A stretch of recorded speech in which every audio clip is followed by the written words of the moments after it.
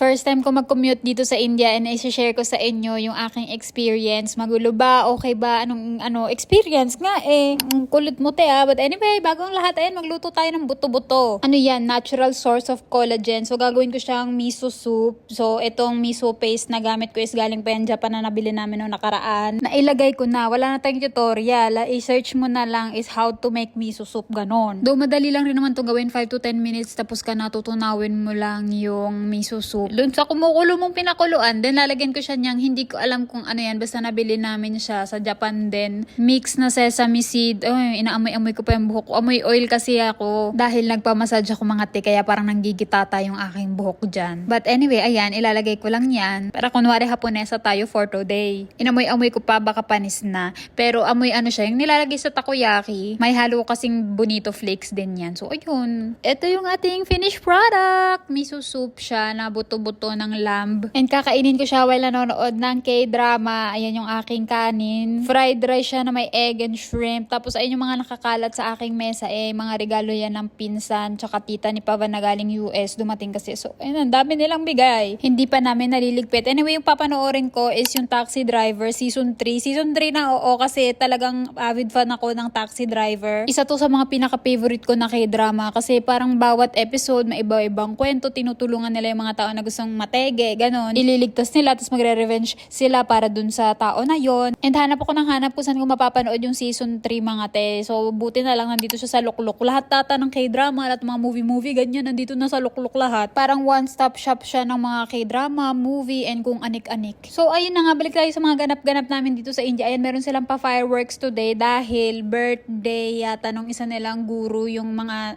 nasa religion na Sikhism. So, celebration to ng mga Sikh people. 6 a.m. pa lang neto mga TN, meron sila mga paputok fireworks and everything. And kitang-kita siya dito sa may balcony namin kasi nasa tapat lang talaga namin sila nagpapaputok. And then around 6 a.m., 7 a.m., ayan, meron silang mga ginagawa na hindi ko alam. Kahit si Pavan hindi niya alam kasi hindi rin naman niya religion to. So, ang my birthday is siguro Nanak Dev Ji. Siya yung founder ng Sikhism na religion. Kapag may nakikita kayo na mga India na merong turban sa ulo, usually mga Sikh yung kanilang nabubulol religion. Turban, ayun yung parang merong tela sila sa ulo.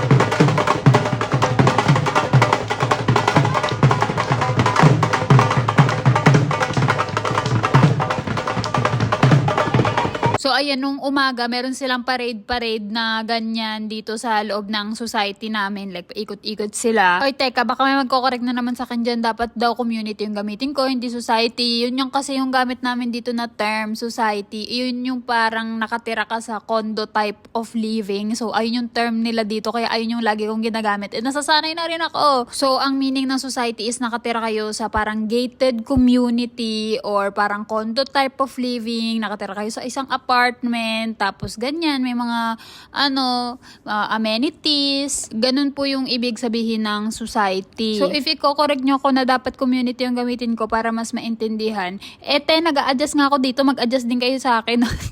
Ayaw nyo doon? Pare-pareho tayo nag-a-adjust din kayo para sa akin. Ayan, after that, syempre, nilaro-laro ko yung anak ko. And nung kinagabihan, bumaba kami ulit ni Pavan kasi meron silang event dito. Ginawa nilang parang gurdwara, mini gurdwara yung aming park, ganyan, or garden. So, meron mga guru dito, tapos nagdadasal sila, ganyan. Tapos, namimigay din sila ng pagkain, which is free lang yung pagkain na yun, mga tea. Isa sa magandang religion dito sa India is yung Sikhism kasi ganyan sila. Namimigay sila ng mga pagkain, ng shelter. Kapag pumunta ka sa Gurdwara, free yung food doon, free yung shelter. Mahirap ka man o mayaman. O, diba? Ang bongga, ang ganda-ganda ng religion nila. So, ayan yung setup nila dyan ngayon. Merong nagdadasal and everything. Mga nakaupo sila. Tapos kapag papasok ka dyan sa parang ginawa nilang Gurdwara, dapat nakapaa ka. Tapos tatakpan mo yung ulo mo. Ganon.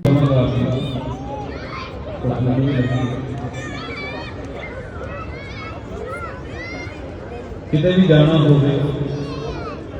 Train फड़नी हो Ayan, dyan mo iiwan yung mga sapatos and everything. Pero hindi na kami nag-iwan ng sapatos dyan. Hindi naman kami makikidasal. Nung last time kasi nakadasal ako kasama yung mother-in-law ko. And after ng dasalan, ayan, dyan kami pila para bibigyan ka nila ng langgar. Yun yung tawag dun sa free food. Pero kapag pumunta ka ng Gurdwara, every whole day, ano yun? ng pagkain. Free yun dun, te. Actually, dumaan lang talaga kami dito kasi galing kami ng gym niyan. So, ayan. Pabalik na kami ng bahay around that time. And then, kinabukasan, may kailangan kaming puntahan ni Pavan. Business related siya. So, hindi ko pa masabi. But anyway, wala kaming kotse mga te. Kasi if naaalala nyo, na nakwento ko sa inyo, na parang binaha around dito sa area namin. So, yung isang kotse namin ay, yun, tumirik, ganun. Kasi nga nalubog sa baha. Tapos, hanggang ngayon, hindi pa rin siya nagagawa. Mahigit isang buwan na siya dun sa pagawaan. So, ayan, magtutok-tok kami. Ang tawag dito is auto or auto rickshaw. First time ko magganyan dito sa amin. Though nakapagganito na ako pero dati sa Kashmir. Dito kasi sa amin medyo magulo, maingay, tapos maalikabo. Kaya ayaw ko na naggaganti o ayaw namin ni Papa na naggaganito. Kaya lang malapit lang naman. Tapos ang mura-mura ng ganito. Parang 10-15 minutes ride mo is nasa 70 pesos, ganyan, or 60 pesos yung babayaran mo. Tapos dalawa lang kayo. Iba pa yung kapag may ka-share ka, parang 10 rupees lang yung babayaran mo, ganon. And nabook namin to sa Uber na app, hindi yung tinawag-tawag lang namin. So kapag tagtawag-tawag lang kami dyan sa tabi-tabi, baka mas makamura kami. Kaya lang naman, kapag ganon yung ginawa mo, mas prone ka naman sa scam kasi iba-ibahin nila yung presyo, di ba? Kaya for me, mas better na lang na mag-book ka sa app. Ganon din naman, hindi naman gaano kamahalan. Ang downside lang neto kapag pagbaba mo meron kang free na black foundation sa sobrang usok te. So pagbaba mo, parang alang tawag dito, nagpulbo ka ng itim, charot. Iba pa naman yung hangin sa amin ngayon kasi sobrang taas ng AQI or yung pollution dito sa amin ngayon. Pero ako naman yung nag-iaya kay Pawan na magganto-ganto kami kasi nga gusto ko nga din ma-experience. Hindi pa ako nakakapagganito dito sa amin. Sa Kashmir kasi parang ang sarap, ang ganda ng tanawin, ang lamig, ganon, maayos, hindi magulo, hindi makalat. Pero dito sa amin, ayoko na mag-talk, charot. I mean, hindi naman yung buong area namin. Meron lang talagang pipili. Like, tignan nyo naman, ayan, ang linis-linis, ang ganda-ganda, diba? Minsan lang talaga, madadaan ka sa mga dugyot-dugyot na area. Pero usually, dito, malinis naman. Ayan, nagtatry na si Pavan na mag-book ng Uber. Car naman yan, hindi naman yung, rickshaw na. Kaya lang wala kami mag-book, ang tagal. So, ayan, nandito na lang kami, nilakad na lang namin kasi malapit lang din naman. Dito kami dinner. May gusto kasi si Pavan i-try na South Indian restaurant. So, ayan, ang bongga, ang ganda-ganda dito. So, corporate area siya, mga offices ng mga sikat na company and everything. So, pwede ka naman pumasok dyan. Kasi pagpasok mo, maraming mga restaurant sa loob. May mga mall pa nga Ay, mall. Boutique pala, boutique. Ganun, mga shops and everything. So, pagpasok mo, ayan, ang ganda-ganda. Makikita nyo dyan si Sandeep mahal, ayan, mahal ka niya, charot. Ang corny ng joke. Pag nagjo-joke ako, tapos ang corny, ganun. Hindi ako natutuwa sa sarili ko. Anyway, ayan yung restaurant na gustong kainan ni Pavan. Yung name is Dravin Canteen. Bangga, canteen. Hindi gaanong kamahalan yung mga, nila dyan, nasa menu nila, yung mga dishes nila. And itatry ko yung crab puli matchi. Hindi ko ma-pronounce. Basta mga South Indian food to. Favorite kasi ni Pavan yung South Indian food. Kahit North Indian siya, ang favorite niya is South Indian food. Diba? Ang bongga. And then yung isa kong order is Inji Puli Chicken Wings. Basta masarap siya, nasa tamarind sauce. Papakita ko na lang kapag nandyan na. Meron din mga iba-ibang kumakain dyan na hindi naman gaanong karamihan, hindi puno yung restaurant. Ito yung kay Pavan, chicken dosa siya, pero ewan ko, basta masarap siya. Kaya lang nung tinikman ko, maanghang siya for me. Hindi yan naubos ni Pavan kasi sobrang laki. Tapos ang bigat sa tiyan dahil syempre puro protein and everything. Kung hindi sana siya gaanong maanghang, makikihati pa sana ako kay Pavan. Kaya lang maanghang, hindi ko kaya yung anghang niya. And then, ito na yung aking isang order, yung crab kineme. Nakalimutan ko yung pangalan. Marinated crab siya. Tapos, parang jelly-jelly yung loob ng crab. Hindi ko alam ganun ba talaga yun. Sobrang sarap ng sauce. Hindi siya maanghang. Mga asim-asim siya na matamis. Ganyan. May lasa ng onion, ginger, and garlic. And then, ito naman yung Inji chicken. Lasang tamarind sauce din siya. Pero ito naman, medyo maanghang-anghang. Pero yung anghang niya is tolerable kaysa dun sa na-order ni Pavan na hindi ko kaya talaga yung anghang. But anyway, nag-order din ako ng kanin. Kasi, syempre,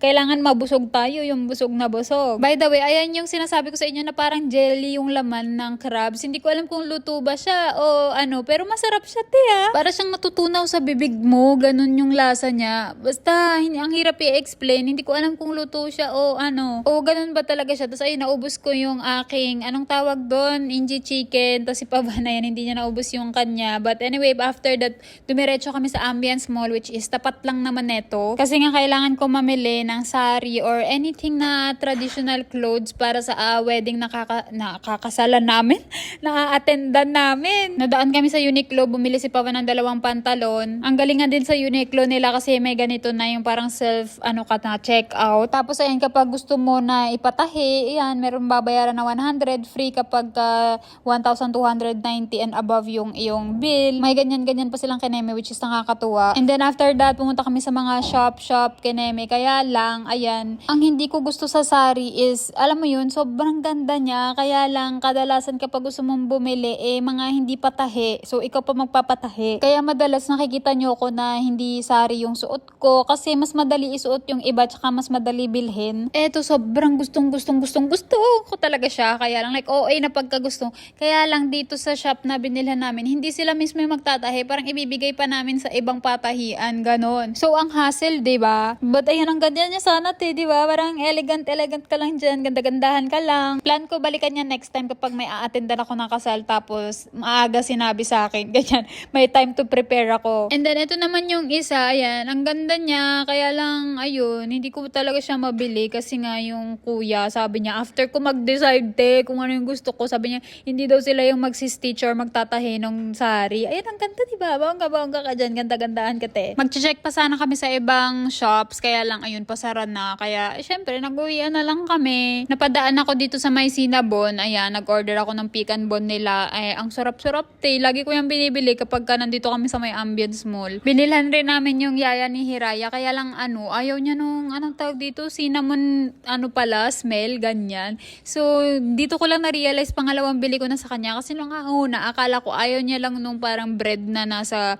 cup. Ayun pala, ayaw niya mismo nung cinnamon, te. So, ang ending, ako din yung kumain nung pagkain niya. Ganon ang atake. But anyway, yan, pabalik na kami. Ayun yung aking cinnamon. Dadaling ko na pa uwi. Ano pa ba? Wala na akong masabi. Ang hababa ng vlog na to. 12 minutes na yata to. So, ayun lang. Bye-bye. Thank you for watching. Sana nag-enjoy kayo for today's vlog. Ay, ayun pa pala. Meron pa pala kami binili na jacket para sa kanya. Kaya lang hindi yan kasha. If nakita nyo, may pinusa ko na ang luwag-luwag sa kanya niyan. So, ayun lang. Bye-bye. Thank you for watching. Style. Na!